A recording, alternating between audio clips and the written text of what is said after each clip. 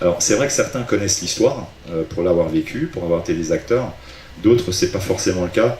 Donc je vais rapidement y revenir. Dans cette nuit du 13 septembre, nos installations qu'on ne voit plus ici, mais qui étaient implantées aux mêmes endroits, ont brûlé. Les pompiers qui étaient juste en face sont intervenus extrêmement vite et on ne peut que les en remercier.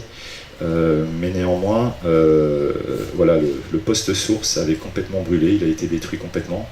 C'était une première à la maille du distributeur. Donc on a été rapidement confronté à des coupures d'alimentation sur toute la zone de l'Oron qui ont épargné personne dans une ampleur qu'on n'avait pas connue.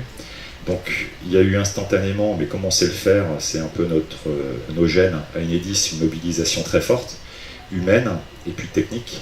Humaine avec toutes les forces vives qui ont été mobilisées en proximité sur la direction régionale. On a organisé une entraide aussi qui venait un petit peu plus loin, il y avait une nuit d'orage qui nous avait pas mal perturbés. Et donc l'entraide s'est véritablement organisée avec nos collègues qui viennent d'un tout petit peu plus loin, au-delà même de la zone de l'Oron, du Béarn, voire même du département. On a eu la chance qu'une décision avait été prise 2 ans auparavant qui avait conduit à décider la construction d'un poste source mobile qui, en un mot, pouvait remplir les fonctions que l'installation qui était devenue obsolète ne pouvait plus remplir.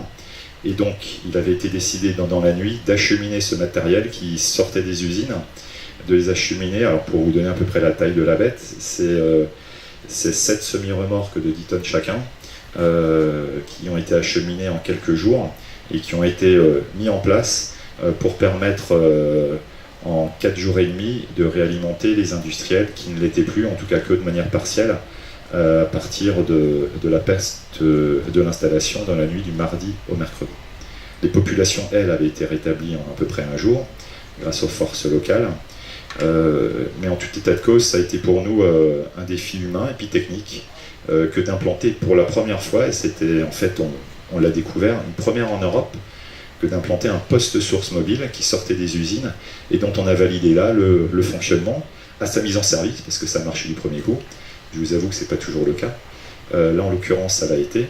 Et puis, tout au long de son fonctionnement, parce qu'il a duré à peu près le temps de la construction du nouveau bâtiment, de la déconstruction et de la reconstruction du nouveau bâtiment.